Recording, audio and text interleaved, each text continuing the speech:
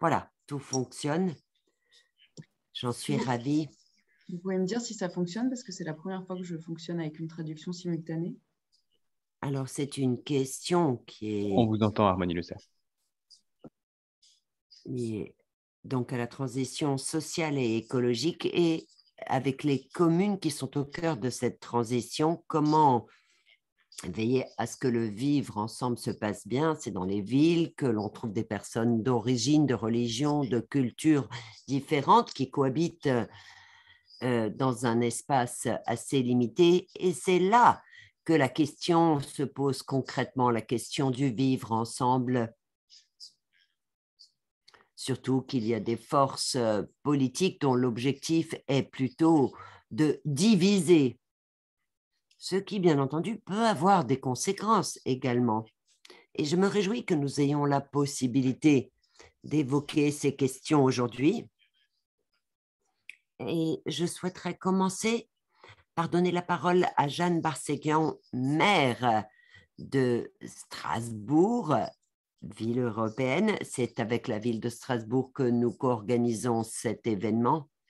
Vous savez que Strasbourg est la capitale de la région Grand Est, si on le traduit en allemand, c'est un petit peu bizarre, mais c'est le Grand Est. Vous êtes spécialisé en droit de l'environnement, vous avez également une formation de conseillère en environnement, vous avez en partie fait vos études à Berlin, vous parlez parfaitement l'allemand, donc vous êtes très franco-allemande. Et ce qui est important pour notre discussion aujourd'hui, c'est que Jeanne Barséguian, depuis quelque temps, est coprésidente d'une organisation en France, l'association donc des villes et communes françaises qui sont prêtes à accueillir des réfugiés, donc des villes qui ont une vision positive de l'accueil. Greifswald en est membre aussi. Et je commencerai par donner la parole à Jeanne Barséguian sur cette question. Que faire pour renforcer le vivre ensemble, pour lutter contre les discriminations et l'exclusion dans une ville, tout particulier à Strasbourg, où c'est aussi une question importante. Ça a été une question importante dans la campagne électorale, parce que Strasbourg, comme beaucoup de villes françaises, a des problèmes avec certains quartiers où l'intégration sociale n'est pas facile. C'est ce qu'on appelle les quartiers populaires. Donc, Jeanne Barséguian, je vous donne la parole. Oui, bonjour Jens, bonjour à toutes et à tous. Je me permets en introduction, je viens de voir que j'avais un message de Pierre Urmic qui me demandait de l'excuser à la table ronde en raison d'une urgence, mais je crois qu'il est représenté par son adjointe, donc tout va bien. Merci beaucoup à la Fondation Heinrich Böll pour l'organisation de cette table ronde. J'ai pu participer hier à une première table ronde sur les questions de transformation écologique et j'ai eu l'occasion de dire, et je le répète ici, à quel point il me semblait important de toujours lier les questions de transition et de transformation des territoires avec les questions sociales, les questions d'inclusion, les questions de justice et aussi d'équité territoriale. Je faisais le lien aussi avec les questions démocratiques, on en parlera peut-être. Et donc, finalement, tout cela s'intègre dans la même logique, celle de répondre aux besoins des personnes, de toutes les personnes qui sont sur nos territoires, répondre aux besoins du quotidien, aux besoins premiers aussi des personnes, j'y reviendrai, tout en essayant de préparer l'avenir, y compris pour les générations futures. Et pour nous, tout cela participe d'une même logique, une logique de protection, une logique aussi de réponse aux besoins et d'anticipation des besoins futurs.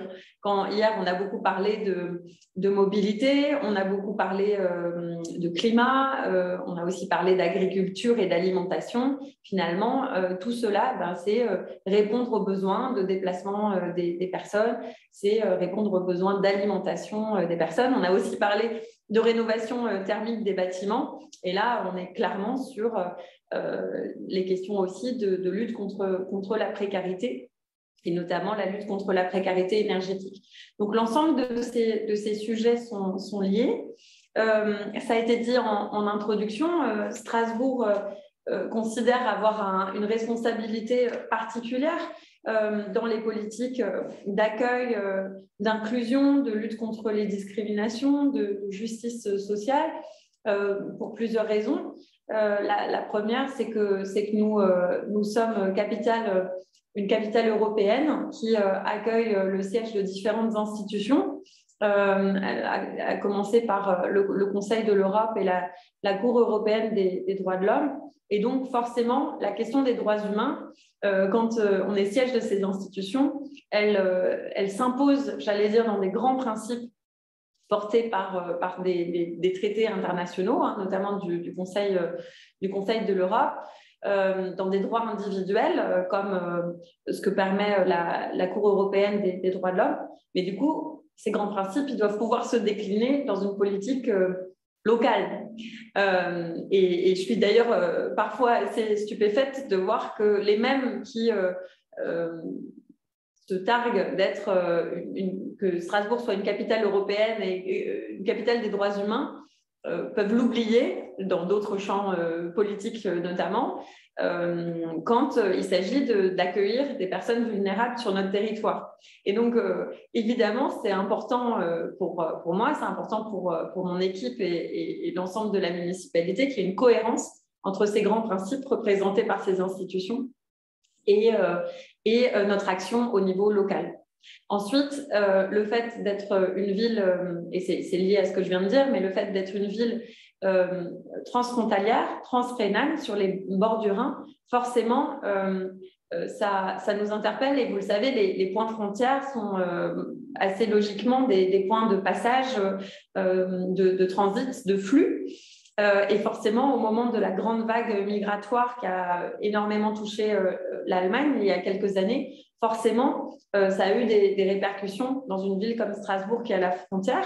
Et c'était d'autant plus palpable que la politique d'accueil massive mise en place en Allemagne était assez différente de ce qui pouvait se faire en France. Et donc, quand on est à un point de passage comme Strasbourg, on peut se retrouver un peu en porte-à-faux entre finalement politique française qui était très frileuse, je n'ai pas peur de le dire, sur la politique d'accueil, et une politique assez volontariste côté allemand. Pour autant, Strasbourg s'est engagé, y compris dans le dernier mandat, avec l'ancien maire de Strasbourg, Roland Ries, dans une dynamique d'accueil, dans la création, tu l'as dit Jens, en tant que cofondatrice d'un réseau de collectivités qui s'appelle l'Envita, que je co-préside aujourd'hui, qui est un réseau aujourd'hui qui réunit 45 collectivités et qui, en fait, a pour socle commun l'accueil digne des personnes migrantes et donc le fait de rassembler toutes les villes et territoires accueillants qui vont être dans une logique d'accueil inconditionnel des personnes et a fortiori des personnes les plus vulnérables. Donc Strasbourg est dans cette dynamique depuis maintenant plusieurs années, à l'initiative d'un manifeste pour l'accueil digne des personnes migrantes vulnérables en 2019 et cofondatrice de ce réseau Envita.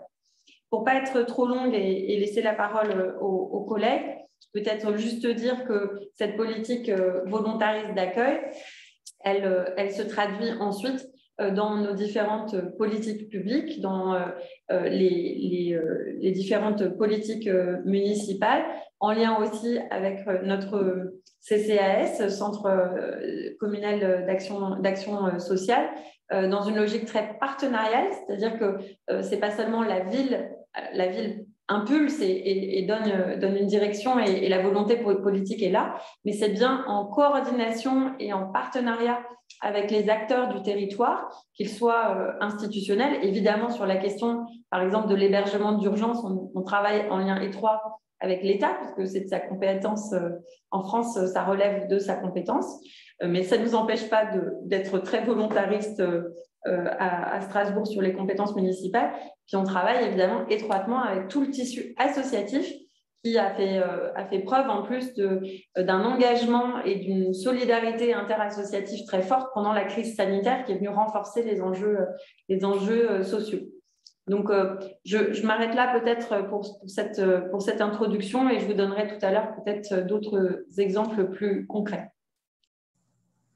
Oui, merci vraiment, Jeanne, pour cette première introduction aussi de votre part. J'aimerais bien continuer avec Stefan Fassbinder, parce que Stefan Fassbinder, il est maire d'une ville, Greifswald, qui est d'ailleurs aussi une très belle ville au nord de l'Allemagne, juste au bord de la mer Baltique, pas directement au bord, mais presque au bord de la mer Baltique. C'est une ville hanséatique, donc de la Hanse, qui était quand même un grand réseau de la mer Baltique. Et c'est une ville qui est située dans le long de Mecklembourg-Poméranie occidentale, Mecklembourg-Vorpommern, comme on dit en allemand. Et c'est quand même une situation aussi extraordinaire, parce que là, il va y avoir les élections régionales, les élections du Land, le 26 septembre, en même temps que les élections fédérales. Et c'est aussi justement un moment où, par exemple, là, dans le sondage, l'extrême droite, elle est autour de 17%, donc assez fort. Donc la question du vivre ensemble est une question clé dans une ville comme Greifswald. Et juste 2 mots aussi sur Stefan Fassbinder, qui est pour nous très intéressant aussi parce qu'il est francophone, justement. Il a fait l'école primaire à Alger, en Algérie, et plus tard, il a fait des études d'histoire à Fribourg et à Aix-en-Provence, les deux. Il est docteur en histoire. Aujourd'hui, d'ailleurs, désolé, parce qu'on n'a pas mis dans le programme le docteur en Allemagne, et ça, c'est obligé, pas du tout en France, d'ailleurs. Mais vraiment, on va bien sûr le faire la prochaine fois. Ensuite, il a travaillé pour des différents musées, et il est, depuis 2015, justement, le maire de la ville de Greifswald, et aussi quelque chose qui est souvent en France, mais plutôt rare en Allemagne. Il était le candidat de toute une alliance des différentes forces de gauche, qui allaient du Linke, SPD, les sociodémocrates, jusqu'à la Piratenpartei, donc une alliance vraiment assez large. Donc, il était le candidat. Donc, Stefan Fassbinder, comment est la situation à Greifswald? Qu'est-ce que vous faites pour justement avancer le vivre ensemble et aussi pour vraiment lutter contre les discriminations? Et depuis que vous êtes maire, justement, Greifswald fait aussi partie du réseau des ports sûrs, Sichere Häfen, c'est l'association en Allemagne, l'Alliance en Allemagne, et justement des villes accueillantes. Donc, Stefan Fassbinder, c'est à vous.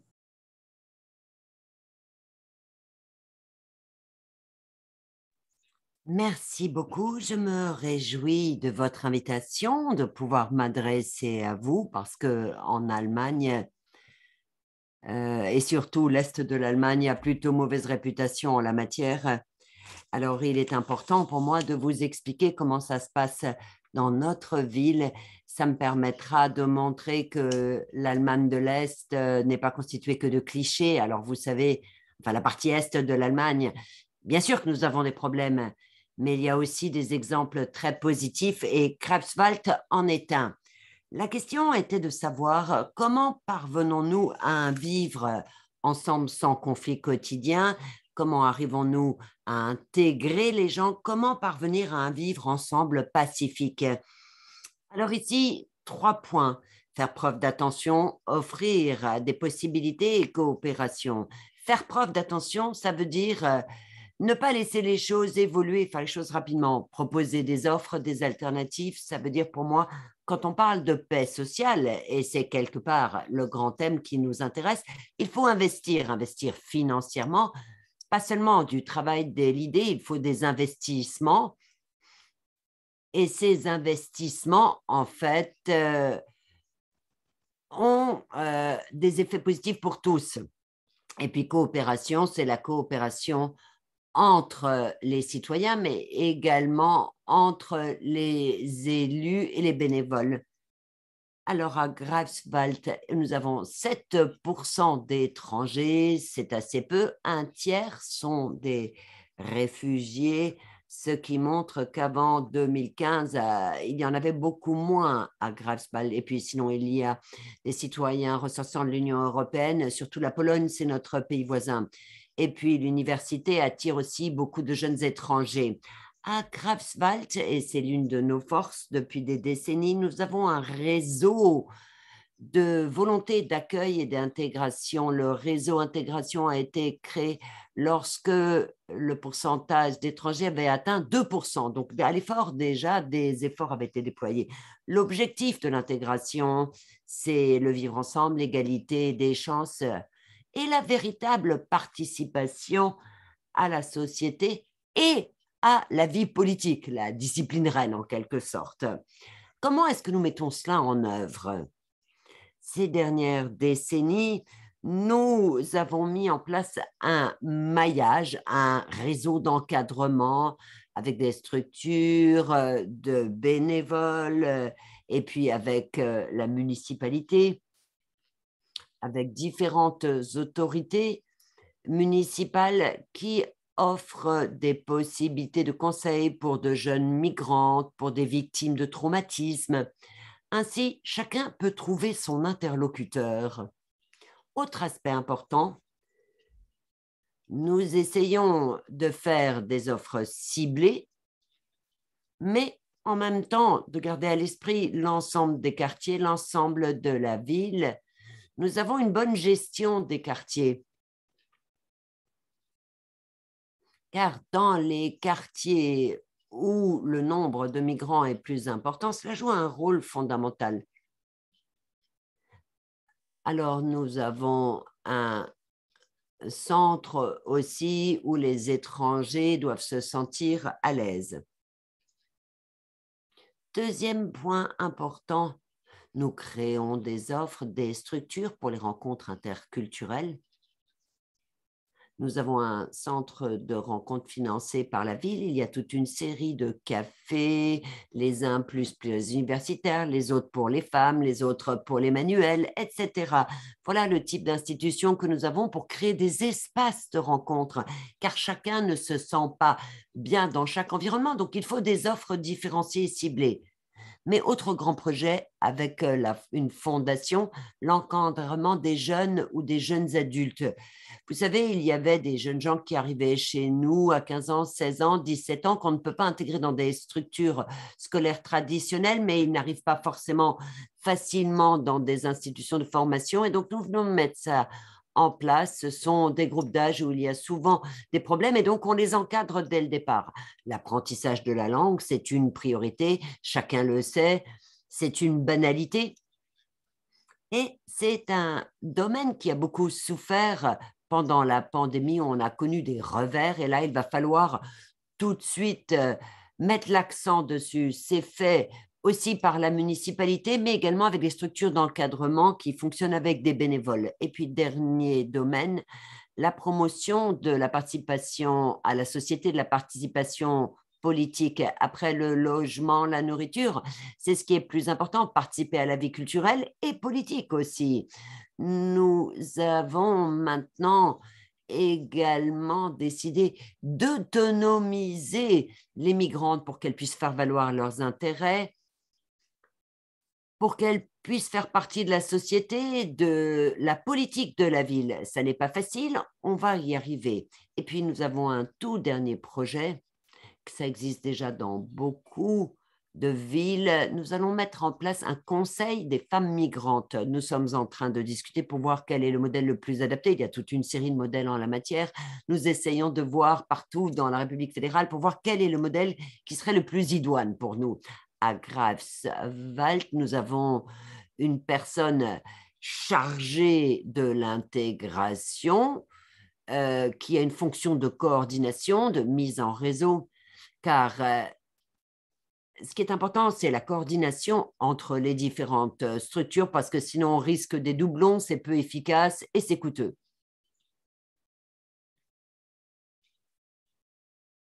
Alors, on parle beaucoup de la richesse, de la diversité, Semaine internationale contre le racisme. Tout ça, ça fait partie depuis des décennies d'ailleurs de la vie culturelle de notre municipalité.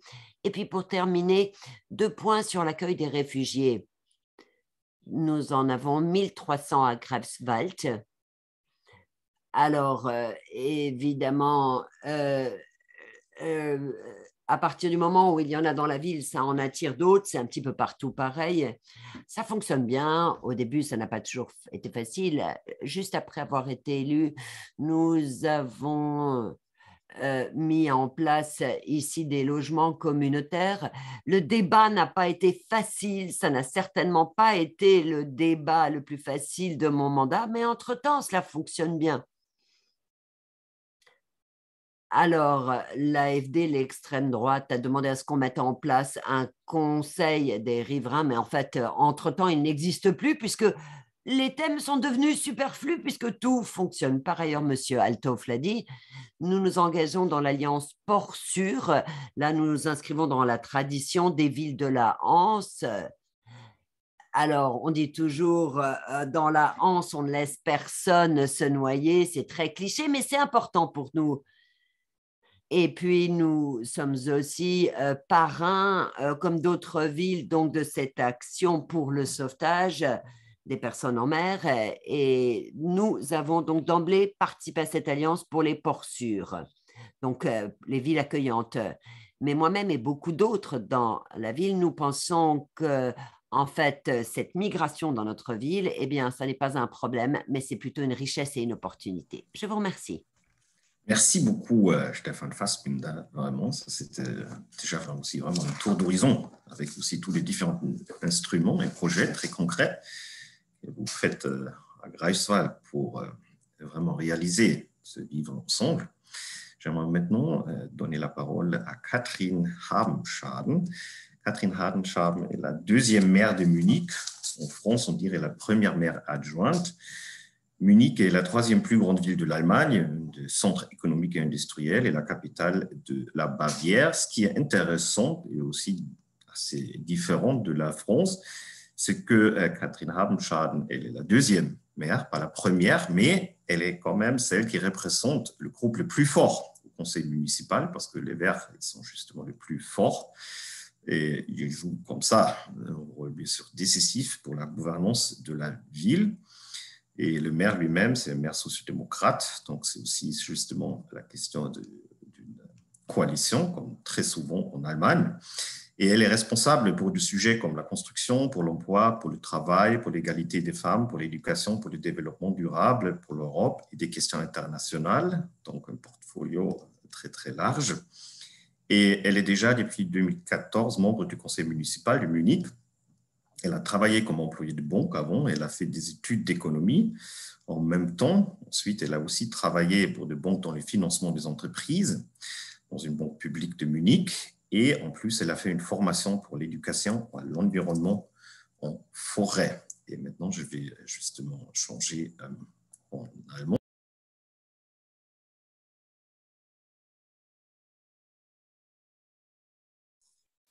Madame Habenschaden, je suis ravie que vous soyez parmi nous aujourd'hui. Munich est, je crois, jumelée avec Bordeaux.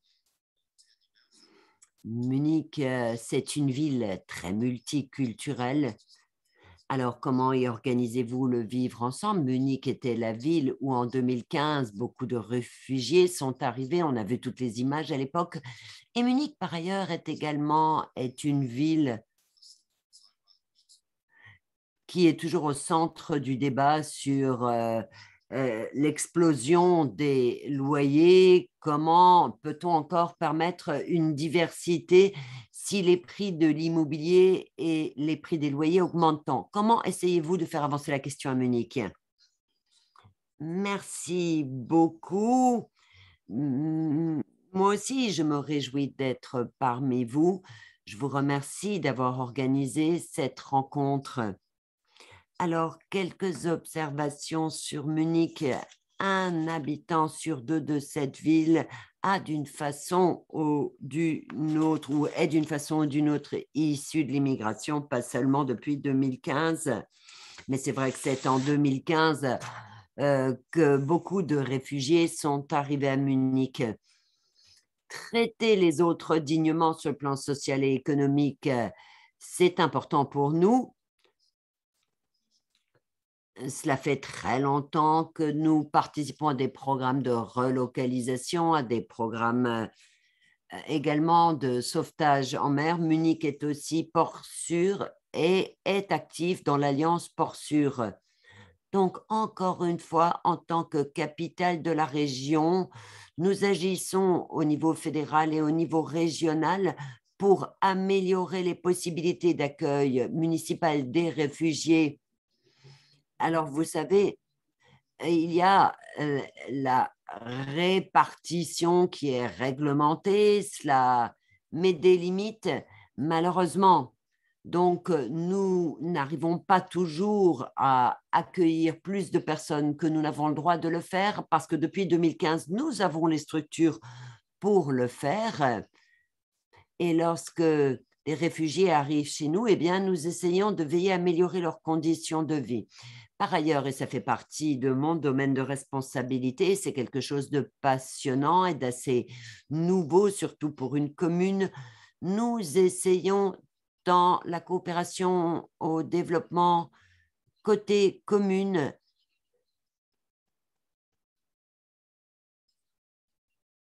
de participer à toute l'action qui permettrait de réduire les raisons d'émigration dans les pays d'origine. Et depuis que le gouvernement à Munich a passé, pour passer d'une grande alliance à une alliance vert rouge, vous l'avez dit, Monsieur Althoff, je me rends compte que côté politique, il y a plus de volonté du côté municipal. Bon, c'est plutôt une alliance des forces de gauche et donc la municipalité est beaucoup plus engagée pour ces questions, ce qui me réjouit beaucoup. Alors, pour les bénévoles, ça n'est peut-être pas quelque chose de visible au premier coup d'œil ou qui ne paye pas forcément, mais à la longue, si. En 2015-2016, nous avons accueilli 14 000 réfugiés qui, en grande partie, dans la majorité, sont restés en ville. Et d'ailleurs, nous partons du principe que la majorité d'entre eux vont en fait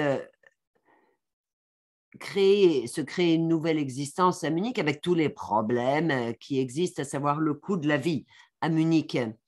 Mais bon, il faut que ces personnes à long terme ne dépendent pas de l'aide sociale, et donc on a besoin d'aide à l'intégration, comme d'autres l'ont dit, l'apprentissage de la langue, c'est une évidence, ça relève du bon sens. Et pourtant, la barrière linguistique est la plus importante. Si on n'y parvient pas, on s'en est rendu compte particulièrement dans la pandémie. Et puis, bien entendu, il y a l'instruction scolaire, il y a la formation professionnelle, cela va de pair. Nous ne cessons d'essayer d'améliorer notre culture de l'accueil. Munich a une bonne réputation, mais ça n'est pas gravé dans le marbre non plus. Et là, nous dépendons beaucoup de bénévoles qui s'engagent, qui font beaucoup pour améliorer le vivre ensemble entre les différentes cultures. Nous essayons de le faire par la promotion de projets concrets et également avec un financement, une aide financière. Nous avons beaucoup d'exemples positifs. L'exemple par excellence que nous citons souvent, c'est la coopération de la ville avec le réseau de bénévoles pour notre centre de rencontre avec les réfugiés. Et puis, il y a le Bellevue également, qui est une sorte de centre culturel qui peut permettre des rencontres de tous. Autre clé du succès de l'intégration et de l'inclusion à long terme, pour moi, il est important de commencer chez les plus jeunes. Les plus jeunes représentent notre avenir. Et donc, il faut d'emblée apprendre à comprendre d'autres cultures.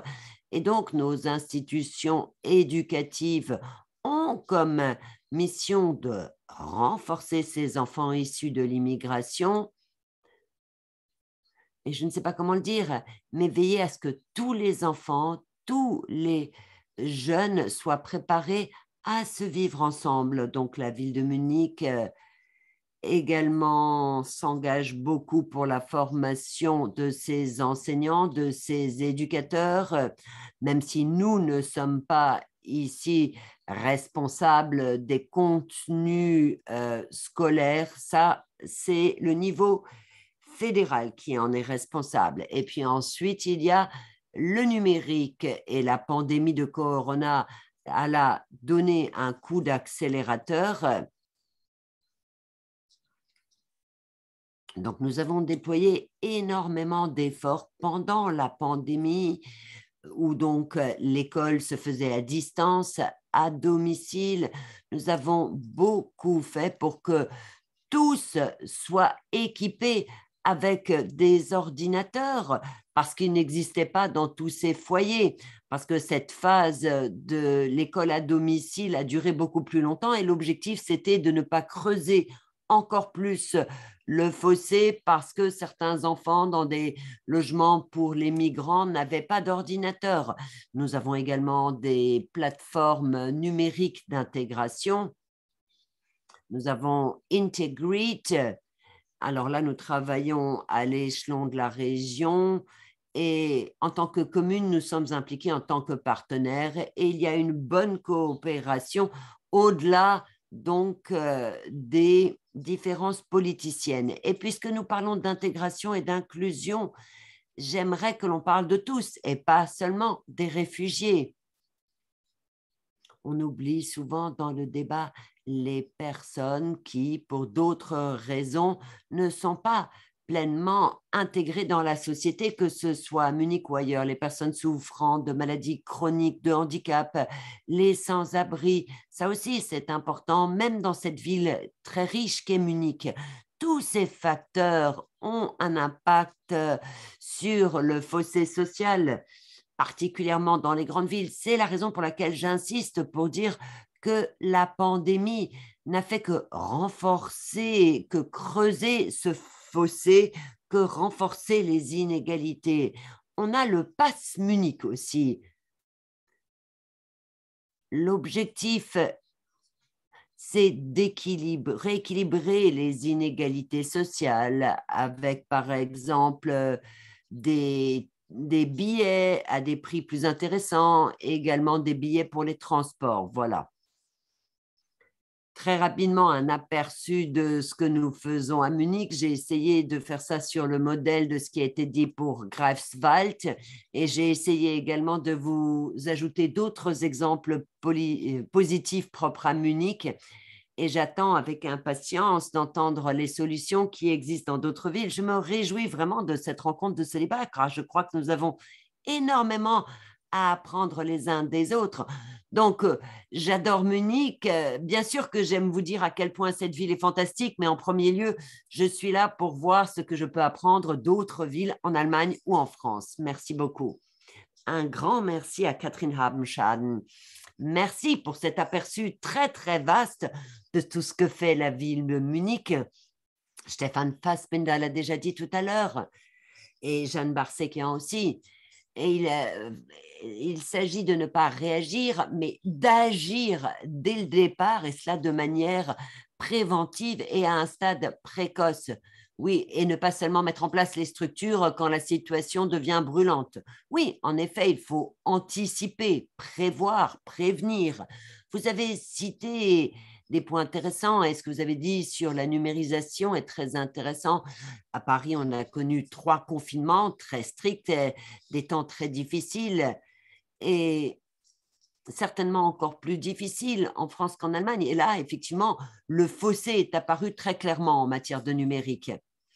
Voilà, je voudrais passer à Bordeaux, ville jumelée avec Munich. Harmonie Lurcerf remplace ou représente au pied levé Pierre Urmic, maire de Bordeaux, qui a eu un empêchement de dernière minute. Harmonie Lurcerf oui, bonjour, est l'adjointe au maire de Bordeaux, qui est responsable de l'accès à l'égalité des droits et de la solidarité. C'est son domaine de responsabilité. Quelques mots sur Bordeaux. Bordeaux en Allemagne est surtout connu pour son vin.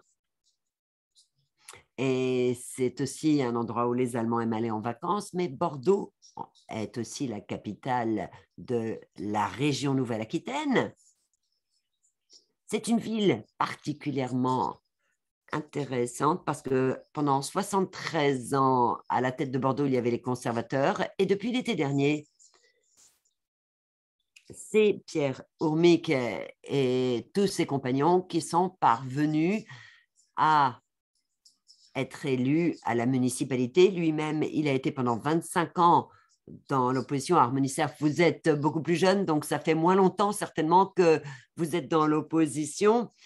Mais quoi qu'il en soit, ça a été une victoire particulièrement remarquable pour la ville de Bordeaux, donc, qui était pendant si longtemps aux mains des conservateurs. Nous attendons avec impatience que vous nous disiez ce que vous entendez faire à Bordeaux différemment des autres ou peut-être dans le même sens que ce qui nous a déjà été expliqué.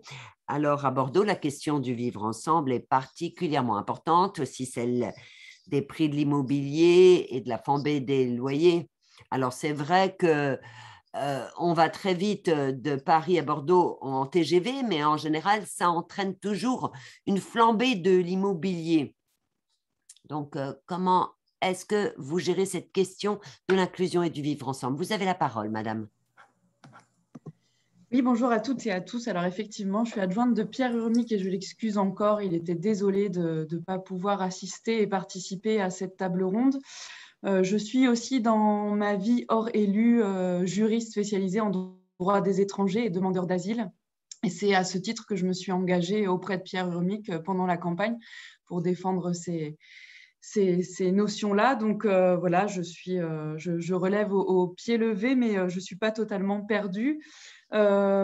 Effectivement, la ville de Bordeaux était pendant 73 ans une ville aux mains de la droite, donc avec des orientations très différentes, une notion de l'action sociale très différente et une notion de l'intégration des réfugiés très polie, on va dire, notamment basée sur la notion de réfugiés. En France, quand on parle de réfugiés, on parle bien des réfugiés statutaires, ceux qui ont obtenu la protection internationale, mais il y a tous les autres. Il y a les migrants qui ont des titres de séjour et qui sont souvent une partie pauvre et vulnérable de la population qui rencontre de grosses difficultés. Et il y a tous ceux que l'on appelle les sans-papiers, qui n'ont pas obtenu de titre de séjour, qu'on peut aussi appeler des clandestins, même si nous n'utilisons pas ces termes-là, et que certains vont jusqu'à appeler des illégaux.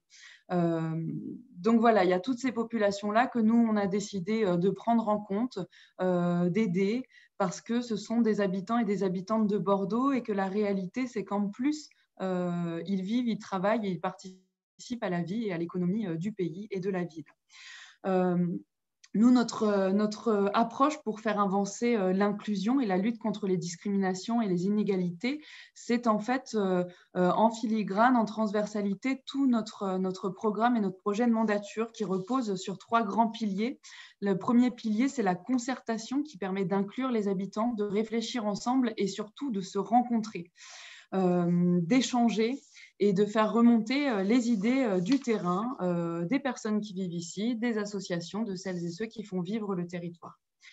Ça permet de rendre la démocratie vivante et à ce titre, actuellement, nous travaillons au niveau de la ville, mais aussi de la métropole, sur les méthodes pour inclure dans la concertation les publics que l'on dit éloignés.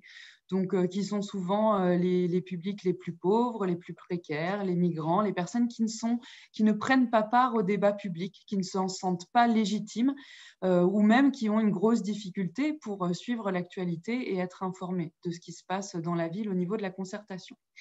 Notre deuxième pilier est de construire ou de reconstruire une ville apaisée autour de ces quartiers avec une végétalisation, des mobilités douces, un rythme qui se ralentit dans certaines rues notamment. Depuis quelque temps, nous avons fermé certaines rues aux heures d'entrée et de sortie scolaire. Les rues ne sont plus que piétonnes et vélos, ce qui permet de s'arrêter plus longtemps à la sortie de l'école, qui permet de discuter, de se rencontrer et même... Ces derniers jours, on a eu des moments de fête et de partage organisés au moment des fermetures des rues autour des écoles. Redonner la place à la nature et redonner la place aux habitants et aux habitantes sur l'espace public. Et notre troisième pilier, c'est Bordeaux en commun, qui se donne des priorités, de vivre la ville en commun, s'attaquer à la question du handicap, de l'accessibilité et de la mobilité des personnes en situation de handicap. Bordeaux avait pris beaucoup de retard, donc nous, on met les moyens, on met de la volonté pour cela. Une valorisation de la question mémorielle aussi. C'est un travail important à Bordeaux, qui est une ville qui a construit son histoire et même, il faut dire, une partie de sa richesse sur le commerce triangulaire et l'esclavagisme. C'est un poids important que nous avons aujourd'hui et c'est nécessaire d'assumer notre histoire. Nous ne sommes pas forcément responsables de ça, mais en même temps, c'est notre histoire. Nous devons l'assumer et nous sommes responsables au moins du futur, de ce qui se passe aujourd'hui et du présent et de comment les populations qui sont aussi héritières de cette histoire sont incluses dans notre ville, participent à la vie de la ville et s'interroger aussi sur parfois certaines populations, catégories de la population qui ne trouvent pas leur place et où les empêchements seraient le fruit de cette histoire. Favoriser le partage entre les générations, c'est vraiment quelque chose qui est bénéfique à tous les niveaux, l'habitat intergénérationnel, l'habitat mixte, donc là ça pose beaucoup de questions aussi sur comment on repense la ville, l'habitat, la construction, le logement social, la mixité sociale et c'est un gros chantier à Bordeaux puisque comme vous le disiez en introduction, on a vraiment des grosses difficultés par rapport au prix de l'immobilier, l'accès au logement social. On est aussi, depuis qu'on est arrivé, concentré sur la prise en compte de la vulnérabilité et de la vulnérabilité uniquement, sans conditionner la prise en compte des personnes vulnérables à d'autres contingences étrangères. On ne souhaite pas, par exemple, comme ça a pu être fait pendant des années, et pas qu'à Bordeaux, hein, partout en France, conditionner l'accès à un logement à une sécurité financière, conditionner l'accès à un dispositif, à un projet professionnel. C'est l'esprit en fait du logement d'abord, mais c'est pas que dans le logement, mais c'est l'esprit du logement d'abord, de dire on fixe les gens à un endroit, on permet dans cette vulnérabilité de restaurer un élément de sécurité pour que ça aille mieux, pour que les personnes soient moins fragiles, pour que leurs difficultés s'amenuisent et qu'elles puissent ensuite, petit à petit, accéder à l'autonomie et se réinsérer. C'est comme ça, en fait, qu'on va résorber les vulnérabilités et ce n'est pas en créant des difficultés supplémentaires et des conditions qu'on permettra aux gens d'accéder à leurs droits et d'accéder à une vie plus paisible. Et donc, c'est au milieu de tout ça, en transversalité, qu'on imagine l'accueil des populations migrantes. Jeanne le disait tout à l'heure, il y a ceux qui se targuent de grandes valeurs, de grandes volontés de réunir, de faire, mais une fois qu'on est aux manettes, il faut quand même un certain courage pour le faire, parce qu'entre avoir une volonté et dire il faut accueillir, oh là là, tout ce qui se passe dans le monde autour des migrants, la Méditerranée, les frontières en Europe de l'Ouest, c'est vraiment en Europe de l'Est, c'est vraiment horrible. Oui, mais pour accueillir, une fois qu'on est dans les villes, on a vraiment les leviers pour le faire, même si c'est difficile, si ça demande beaucoup de moyens, mais il faut du courage. Il faut l'affirmer. Il faut aussi de la pédagogie et de l'information. La grande victoire des idées d'extrême droite, c'est de dire, en fait, leur slogan, c'est les nôtres avant les autres. Et donc, c'est de mettre dans les esprits qu'on ne peut pas tout traiter, on ne peut pas aider tout le monde, et que si on aide les autres, on retire aux nôtres. Et nous, ce que l'on veut affirmer, c'est le total contraire de ça. C'est que l'accueil ne fait pas qu'on aura moins pour les gens qui sont originaires depuis tant de générations ici. D'ailleurs, on le sait, hein, que l'immigration a des vertus sur le bien-être, sur le vivre ensemble, mais aussi sur l'économie. Et donc, il est vraiment nécessaire d'affirmer ces valeurs-là, de favoriser les lieux de rencontre. On parlait de concertation et il y a une blague un peu en France qu'on dit souvent, c'est à propos des gens qui ont des propos racistes, c'est je ne suis pas raciste, j'ai un ami noir. Ben, ça, c'est quelque chose vraiment qui traduit une réalité, c'est que on peut être raciste dans les idées, dans l'abstrait et se dire « oh là là, mais ces gens, ils ne sont pas comme nous ». Mais en fait, quand on les connaît, les personnes, et qu'on les côtoie, on se rend bien compte qu'on ne peut pas avoir les mêmes idées sur des individualités. Et même si des idées d'extrême droite ont tendance à progresser, on se rend compte qu'à chaque fois qu'il y a un problème avec des étrangers dans une école qui vont être renvoyés, il y a une mobilisation très importante des citoyens et des parents d'élèves parce que c'est les copains de leurs enfants, parce que ce sont des parents qu'ils côtoient. Et nous, dans la rencontre des populations, c'est ce qui nous semble vraiment primordial. On travaille beaucoup, notamment sur l'intégration et l'accès des parents des familles roms, puisqu'on a une population rom importante à Bordeaux, dans les écoles. On a remarqué que les parents roms se tiennent souvent très à l'écart, même physiquement, des entrées d'école. Et donc, on veut les aider à entrer dans les écoles, à participer. Et puis, favoriser aussi l'accès à l'espace public et aux associations des personnes migrantes. Alors, les personnes migrantes sont souvent très intégrées dans des associations qui s'occupent de populations défavorisées ou qui s'occupent de migrants, mais souvent, ceux qui sont dedans, les bénévoles, sont déjà des populations très acquises à la question de la migration.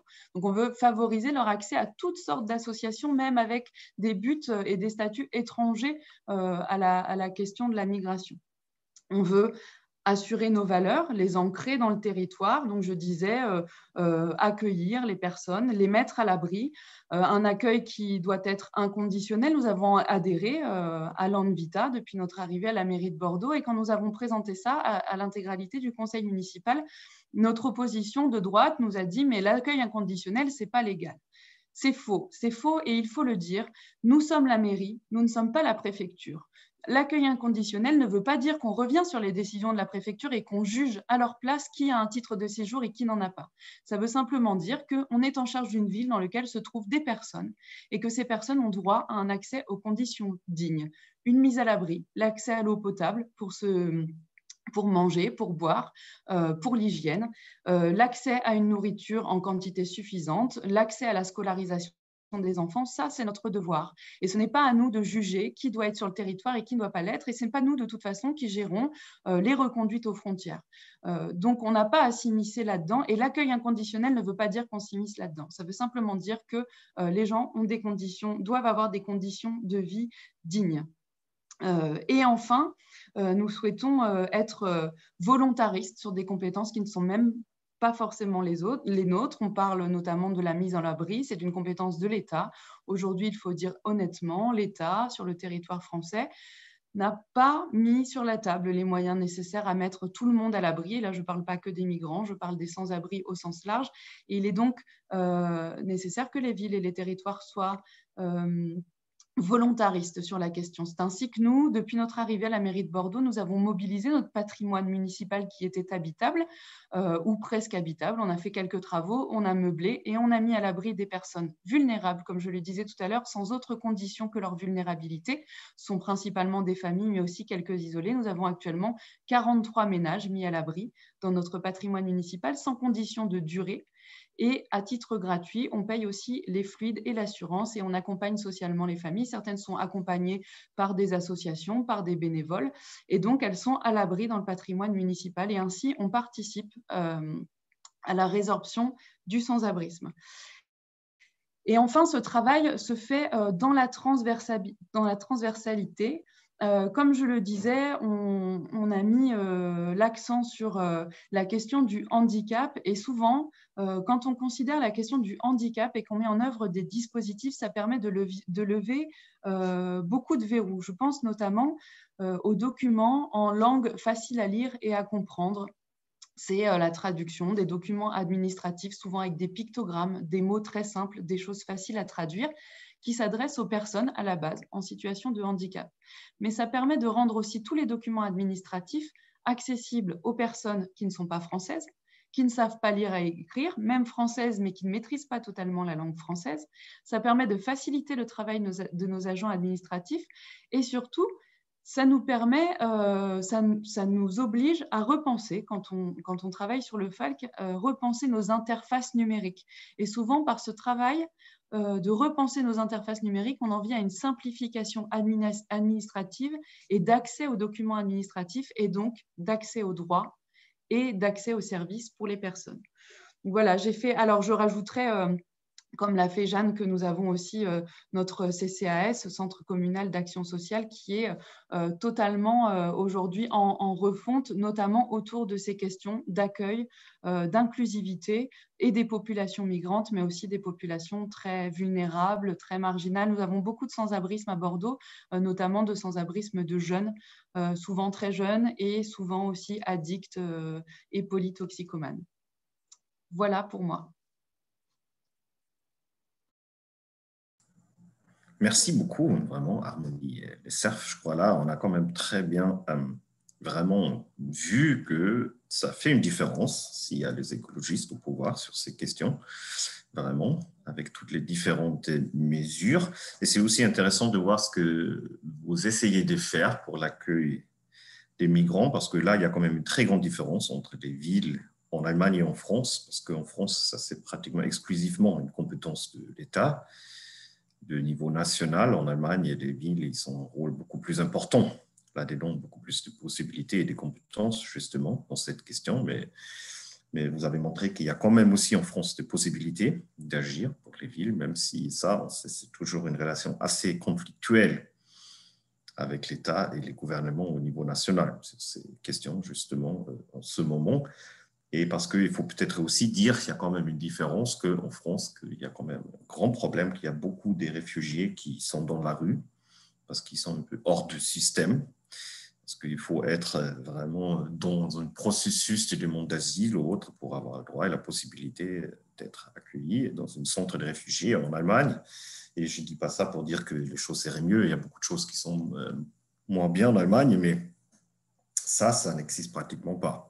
Des réfugiés dans les rues parce qu'il y a quand même vraiment des centres d'accueil et des possibilités de loger des différents types, aussi indépendamment du statut des réfugiés. Donc ça, c'est vraiment toujours un défi, surtout un défi auquel sont confrontés directement les villes. C'est aussi ici à Paris, par exemple, pas loin de nos bureaux qui sont au canal Saint-Martin, souvent des campements aussi des réfugiés, parce qu'il n'y a justement pas d'autres possibilités. Donc ça, merci pour ça, c'était vraiment très, très intéressant à voir ces vues. Moi, j'aimerais maintenant aller peut-être dans une question qui ne pose pas tellement de problèmes, qui n'est pas tellement dans le débat en Allemagne, mais quand même, vraiment, on a l'impression, de plus en plus en France, c'est la relation avec les cultes, avec les différentes religions. Et justement, différents cultes et religions. Et Jeanne sait très bien, elle avait aussi un échange intéressant avec le ministre de l'Intérieur de la France sur cette question. J'ai dû faire la polémique. Et surtout aussi parce que, par exemple, Strasbourg et l'Alsace, c'est encore un peu spécial pour la France aussi, avec un statut spécial qui est lié avec une certaine histoire franco-allemande aussi de la région. Donc, peut-être quand même faire un petit point sur cette question. Et justement, je voulais aussi, bien sûr, je vois aussi les premières questions, mais aussi inciter, bien sûr, le public de poser des questions. N'hésitez pas, on va revenir sur ces questions tout de suite. Mais peut-être quand même quelques mots, Jeanne, d'abord sur cette question de la relation de la ville et d'une ville avec les différentes religions et cultes qui sont aussi vraiment, bien sûr, un signe très fort de la diversité dans une ville. Oui, Jeanne. Oui, merci beaucoup Jens. J'ai pas pu m'empêcher de sourire ou de rire jaune quand tu as parlé de l'échange sympathique que j'avais eu avec le ministre de l'Intérieur français, Gérald Darmanin. Alors, je ne sais pas si c'est moi qui vais pouvoir dresser de manière claire le cadre français, dans la mesure où à Strasbourg, tu l'as dit, on est dans un régime spécifique pour ce qui concerne les cultes, puisque en Alsace-Moselle, on est encore sous statut concordataire depuis Napoléon et on est aussi soumis à un droit local d'Alsace-Moselle qui n'existe pas ailleurs en France. Donc, de fait, j'allais dire l'application de la loi française, notamment sur les questions de laïcité, est traitée de manière spécifique en Alsace-Moselle. Et c'est ce qui a fait notamment, puisque pour l'expliquer en quelques mots, qu'il y a eu beaucoup d'incompréhension quand j'ai pu proposer une délibération sur le financement, enfin le cofinancement d'une mosquée à Strasbourg, qui est déjà en construction. Il y a eu beaucoup d'incompréhension en France, tout simplement du fait qu'une ville puisse proposer le financement d'un lieu de culte, parce que ailleurs en France, ça paraît très, très étonnant, voire même un peu décalé, que de l'argent public serve à la création d'un lieu de culte. Sauf qu'à Strasbourg, sous le régime de droit local spécifique que je viens de citer, eh bien, la ville de Strasbourg contribue au financement des lieux de culte. Ça fait partie des compétences qu'elle doit traiter, ça fait partie des demandes qu'elle doit inscrire. Et pour être parfaitement complète, et là on rentre vraiment dans la complexité, donc je vais essayer de ne pas aller trop loin non plus parce qu'on pourrait y passer 4 heures facilement.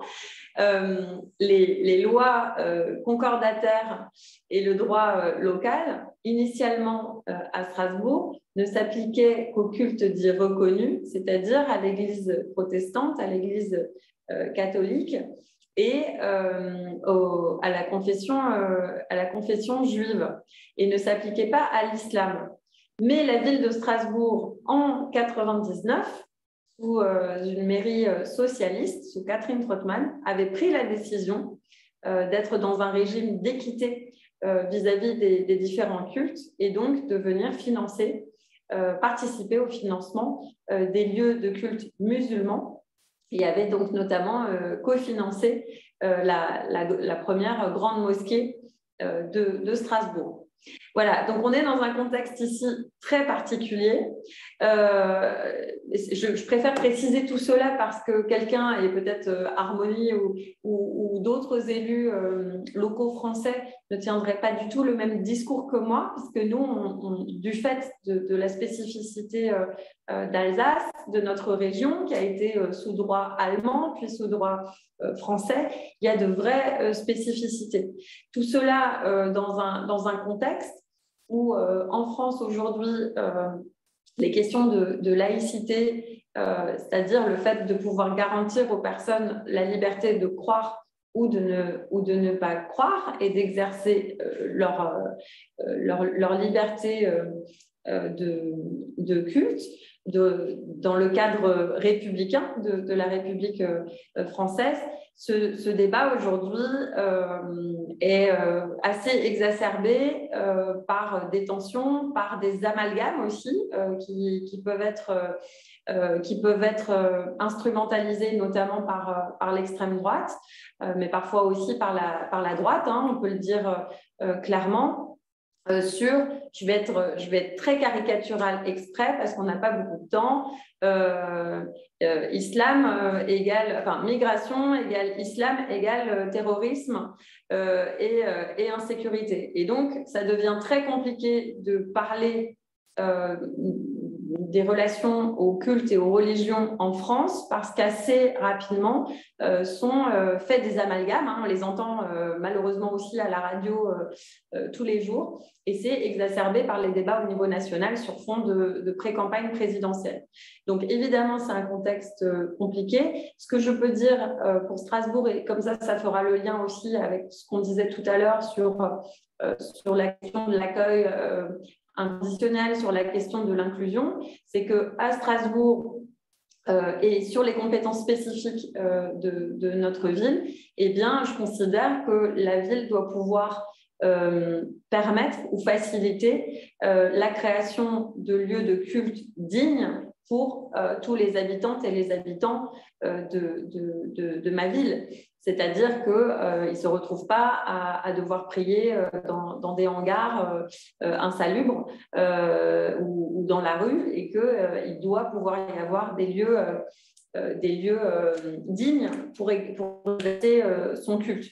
Et pour finir peut-être, donc on est vraiment sur des questions très complexes, hein, je m'en excuse encore, sur cette question, c'est de dire que néanmoins, la spécificité du droit local à Strasbourg et en Alsace permet un dialogue entre les cultes entre eux, donc un dialogue interreligieux avec les pouvoirs publics, que pour autant je trouve intéressant parce qu'il permet justement de dépasser certains a priori, ils permettent de travailler à des questions de vivre ensemble, ils permettent de travailler sur des questions d'interculturalité. Et de ce point de vue, je trouve, et c'est pour ça que je regrette qu'il y ait eu des grandes polémiques liées à Strasbourg, je le regrette parce que je pense que justement notre région a des conditions qui lui permettent un dialogue plus apaisé sur ces questions de par notre loi spécifique. Voilà, donc je ne veux pas être tellement plus longue et pardon encore pour la complexité du sujet sur lequel on pourrait passer des heures.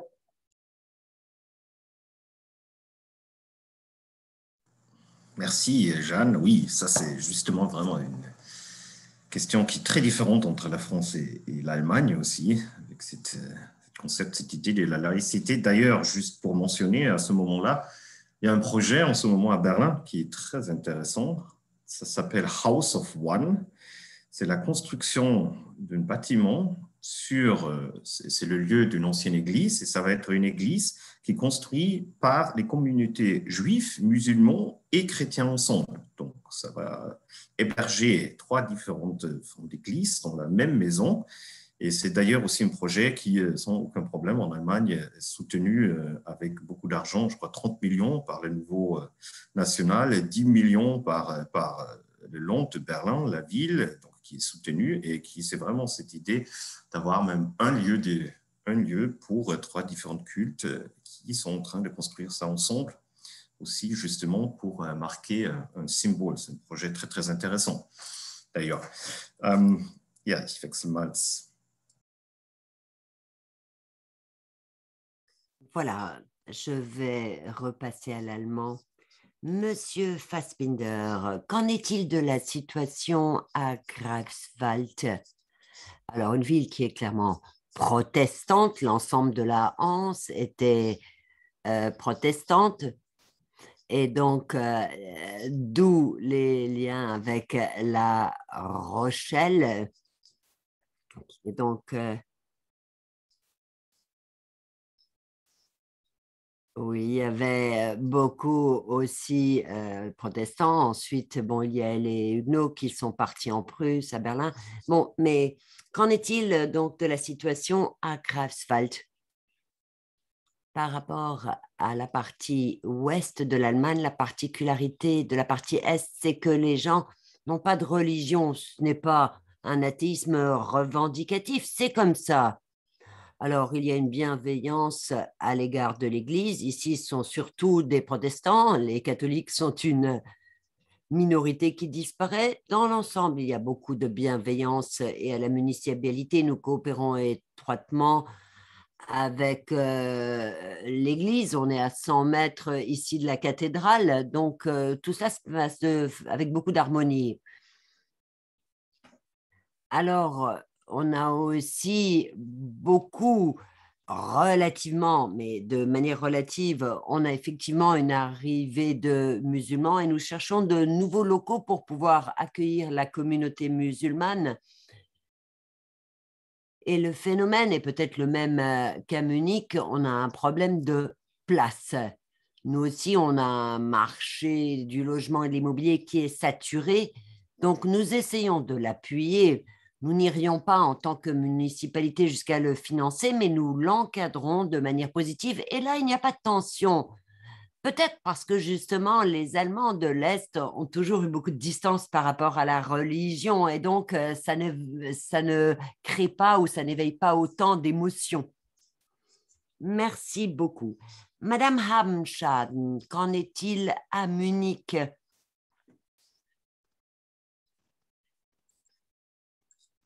Alors, il y a toute la culture de la mémoire, il y a beaucoup de villes en Allemagne où effectivement il y a beaucoup d'obstacles en la matière qui rappellent que il y a beaucoup de Juifs qui ont vécu là À Berlin, on le voit partout, on nous le rappelle partout. Et à Munich, eh bien, la communauté juive ne voulait pas que la ville affiche cela. Vous en avez parlé, vous avez parlé de la diversité à Munich. Et donc, qu'en est-il des différentes religions? Qu'en est-il des pierres d'achoppement? Et alors, il y a un parti au gouvernement dans la région qui pensait qu'il fallait effectivement des crucifix partout dans les écoles et qui voulait faire du christianisme la culture dominante. En fait, vous êtes dans la même ville que le gouvernement régional, donc comment gérez-vous la question? Alors, le débat sur le crucifix. Nous l'avons commenté de manière assez arrogante ici à la municipalité. Oui, il fallait mettre la législation en œuvre. Attendez, pour les Français, ce décret sur les crucifix, c'était donc une obligation d'avoir un crucifix dans les écoles et dans les bâtiments officiels. Ça a été imposé par le gouvernement. En France, c'est inimaginable parce que c'est totalement contraire à la laïcité. Donc, le gouvernement régional de Bavière a imposé le crucifix dans les écoles et dans tous les bâtiments publics. Tout à fait, tout à fait. Entre-temps, le ministre-président, côté conservateur, s'est rendu compte que ça n'est plus du tout dans l'air du temps. Et puis, vous avez déjà dit tous les problèmes que ça peut poser. Et au sein des bâtiments, les gens ont géré ce décret avec beaucoup d'imagination. Des directions d'école avaient interprété le décret de façon très drôle. Vous savez, à Munich, on vit et on laisse vivre. C'est un peu un principe bavarois. Et les communautés religieuses ont de bonnes relations les unes avec les autres. Nous avons différentes alliances.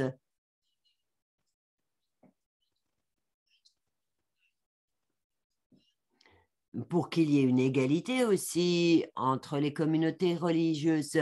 Donc, encore une fois, ces communautés religieuses se rencontrent souvent et sont véritablement des acteurs très vivants de la ville. Ce n'est pas comme à Greifswald. La religiosité en Bavière, vous le savez, on s'en est rendu compte dans le débat, elle est là.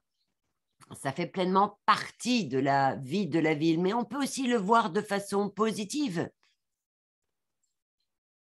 Ça fait partie tout simplement de notre culture et c'est totalement volontaire. Et puis, ça fait partie de la culture de nos bénévoles parce que beaucoup viennent effectivement des différentes communautés religieuses, des différentes églises.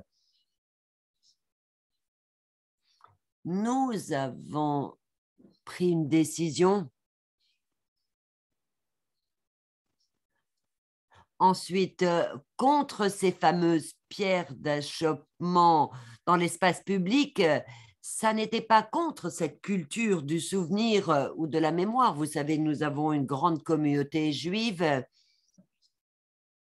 avec Charlotte Knobloch qui était présidente de la communauté juive allemande et qui était absolument contre ce projet pierre d'échappement parce qu'elle disait qu'elle ne voulait jamais plus que effectivement on foule aux pieds la culture juive. Donc, on a maintenant des stèles plutôt qui sont mises en place ici ou là dans la ville et qui effectivement rappellent les événements avec beaucoup de dignité. Et d'ailleurs, ça a été adapté par d'autres villes. Il y a différentes formes donc de stèles ou de pierres et entre-temps, donc, tout cela est mieux accepté. Nous avons un projet pilote, un projet interculturel, c'est à Burghausen. Les chrétiens, les juifs, les musulmans, les bouddhistes, toutes les communautés religieuses peuvent s'y rencontrer. C'est un projet pilote d'un an, c'est une maison de la culture. Alors, comment le rendre durable? On ne sait pas, pour l'instant, il est financé par la municipalité, mais tout le monde est d'accord pour que cela fonctionne comme ça. Chacun y trouve sa place. Personne n'a besoin que ce soit ouvert 24 heures sur 24, 7 jours sur 7, mais si c'est bien fait, ça permet un bon dialogue interreligieux. Voilà pour Munich.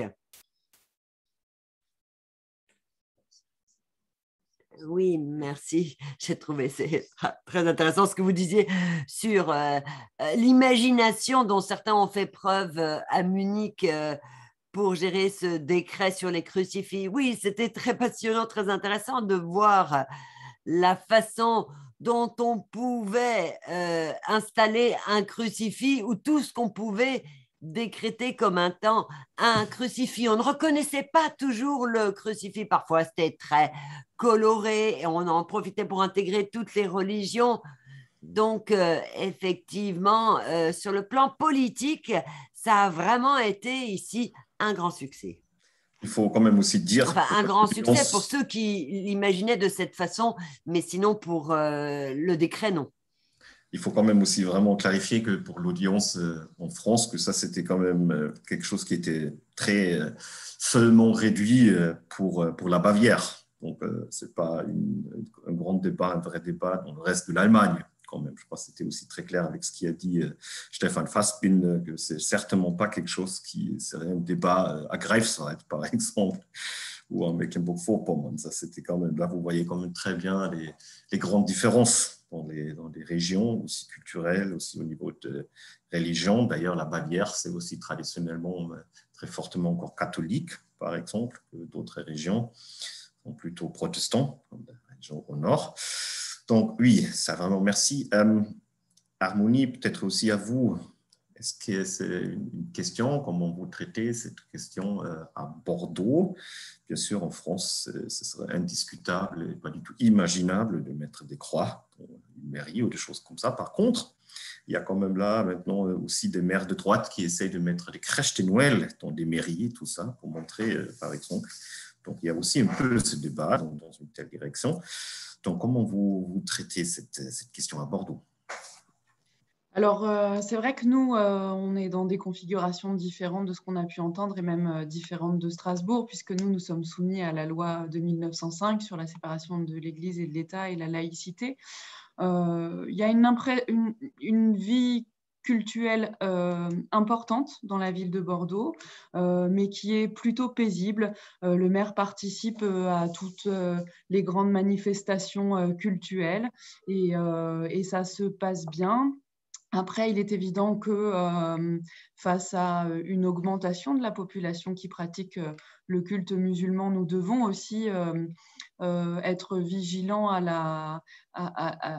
aux infrastructures qui permettent d'accueillir ces personnes pour qu'elles puissent exercer le culte dans les meilleures conditions qui soient, puisque quand il manque de lieux cultuels, les personnes se retrouvent dans des conditions indignes pour prier, pour leurs offices, et souvent dans des conditions aussi qui débordent sur l'espace public, pas forcément les personnes, mais au moins nous, on a une zone où il peut y avoir beaucoup de stationnement à certains moments, et c'est évidemment l'islam qui est une religion plus jeune en présence sur le territoire français, et donc c'est souvent autour de cette religion que les besoins matériels se focalisent. Et nous, on ne finance pas, mais on veille à ce que tout se passe pour le mieux et à ce qu'il n'y ait pas de stigmatisation.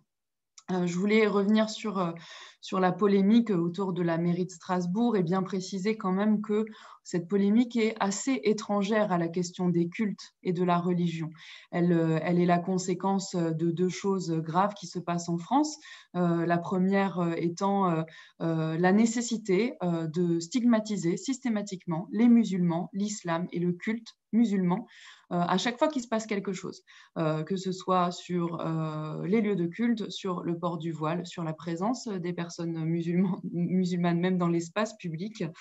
Et la deuxième chose, peut-être un peu moins grave, mais en tout cas systématique en France, c'est la nécessité de créer des polémiques dès qu'il y a un maire ou une personnalité politique écolo qui fait une action.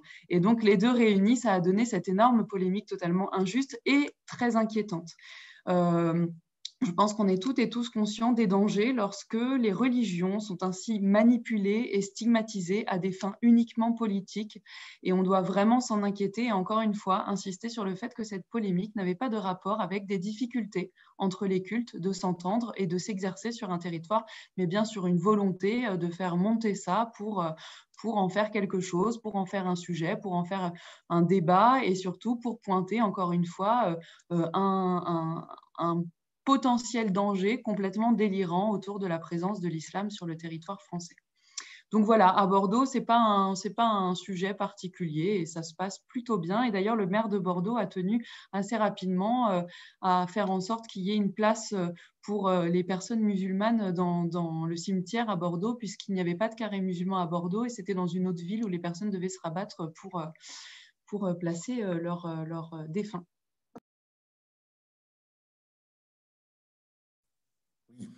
Merci beaucoup, Harmonie. Catherine Habenschaden est là, parce que normalement, on est aussi à la fin. Elle a déjà dit qu'elle... Ah, là.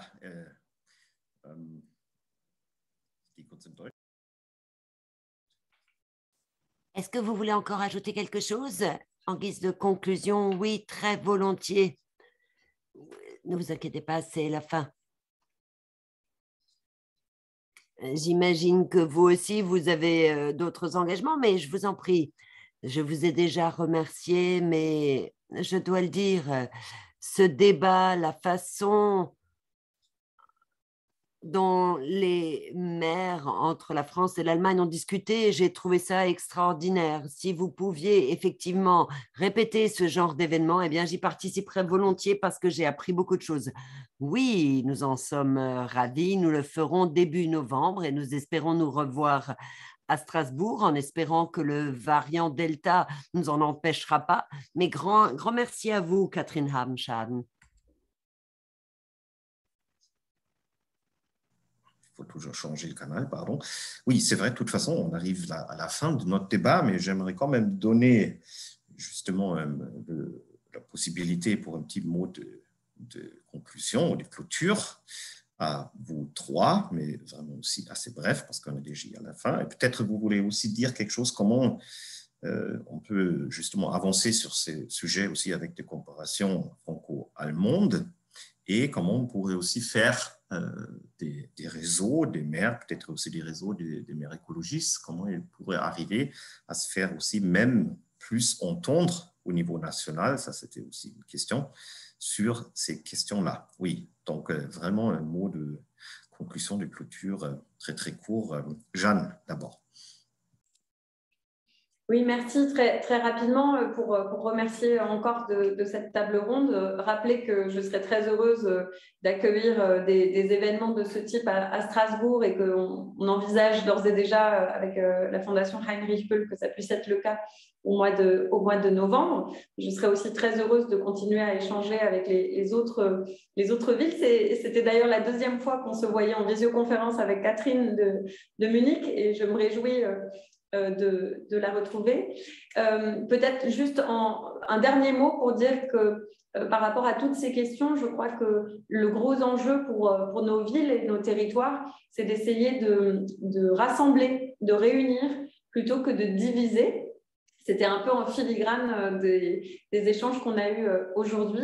Et je pense aussi que de ce point de vue, on a une responsabilité peut-être à se coordonner sous la forme de réseaux qui défendent ces logiques d'inclusion, ces logiques d'accueil et de vivre ensemble. Et donc, je serais très heureuse de poursuivre les échanges avec vous.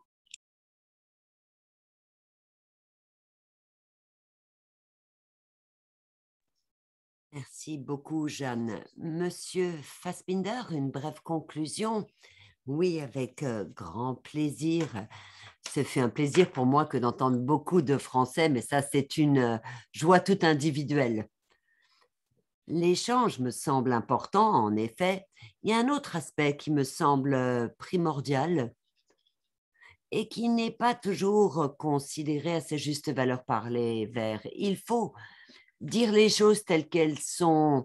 Lorsqu'il y a des problèmes, eh bien, il faut appeler un chat, et à partir de là, on peut se tourner vers la solution, essayer de la trouver. Et c'est comme ça qu'on reste crédible, qu'on voit que nous prenons les choses au sérieux. Je crois qu'il faut tout simplement dire clairement s'il y a des risques, des dangers et les aborder de façon positive. Alors, il y a toujours eu des migrations par tous les temps. Ces migrations, ces mouvements migratoires se poursuivront et il est important d'organiser ces migrations de façon positive et de ne pas oublier qu'il y a des problèmes pour les résoudre. Merci beaucoup, Monsieur Fassbender. Et pour un tout petit dernier mot aussi, Harmonie, SRF de Bordeaux. Oui, merci beaucoup pour l'organisation de cette table ronde. Moi, je voudrais reprendre juste quelque chose qui a été dit dans la table ronde précédente à laquelle j'ai assisté en partie. La maire de Poitiers, Léonore Monconduit, disait à propos de l'écologie, il faut que ce soit global parce que les habitants de mon territoire ne comprendraient pas que nous, on a plein d'éoliennes et que sur le territoire d'à côté, il n'y en a pas. Alors, je ne veux pas comparer les personnes aux éoliennes, mais ce sont bien des questions qui sont très proches aussi sur l'écologie et sur le social. Ce sont des choses qui sont globales et tout le monde doit prendre sa part. Et c'est comme ça que ça se passera le mieux pour tout le monde. On ne peut pas être des territoires volontaristes et se retrouver seul à faire parce qu'on n'y arrivera pas seul. Donc, on doit montrer l'exemple, avoir du courage, montrer que ça peut fonctionner et c'est comme ça aussi qu'on pourra fédérer autour de ces idées-là. Et un tout petit dernier mot, je voudrais simplement signaler que moi, je suis très reconnaissable sur cette question. Je m'exprime beaucoup là-dessus, notamment sur la question des migrations. Je suis connue en tant que militante droits des étrangers à Bordeaux et je fais face à de très rares attaques, à peu de violence. Et je peux dire que mon collègue qui s'occupe des pistes cyclables à Bordeaux fait face à beaucoup plus de violence et d'opposition et de débats un peu hystériques. Donc en fait, la question de l'accueil, de la solidarité, elle est plutôt bien accueillie sur l'ensemble du territoire. Et il ne faut pas avoir peur de ça. Même si on a un débat global qui peut être parfois très violent, finalement, quand on agit en faveur de la solidarité pour toutes et tous et contre les vulnérabilités, c'est plutôt bien accueilli et on ne rencontre pas trop de violence. Voilà. Merci vraiment pour ce mot de conclusion. Merci à vous trois, vraiment, à Jeanne Barsekian, Stefan Fassbinder et aussi Harmonie SRF et Catherine Habenschaden, qui est déjà partie pour ce débat qui me semble était très, très riche, qui nous donne aussi d'ailleurs à nous, la Fondation, beaucoup des idées pour continuer avec ce travail et j'espère absolument qu'il va avoir la possibilité de se retrouver en vrai, en présentiel, début novembre à Strasbourg, la très belle ville de Strasbourg. Et sinon, je veux vraiment remercier Jules Hébert et aussi les autres membres de l'équipe de la Fondation Heinrich Böll à Paris qui ont organisé ça, aussi en coopération avec l'équipe de Jeanne Barsekian de Strasbourg. Et un très grand merci aussi vraiment aux traductrices de ces matins. Ils ont fait un travail incroyable qui nous a permis cet échange franco-allemand sans aucun problème. Donc maintenant, je vous souhaite vraiment encore une très belle journée et aussi, j'ose déjà dire, un bon week-end, même s'il y a encore un peu de travail avant nous, j'imagine. Et les autres, et merci à tous ceux et celles qui nous ont écoutés là aujourd'hui et pour votre intérêt. Et ça, c'est quand même vraiment des échanges et des sujets, des débats qu'il faut continuer et on va aussi continuer avec ça. Merci beaucoup. Donc, au revoir.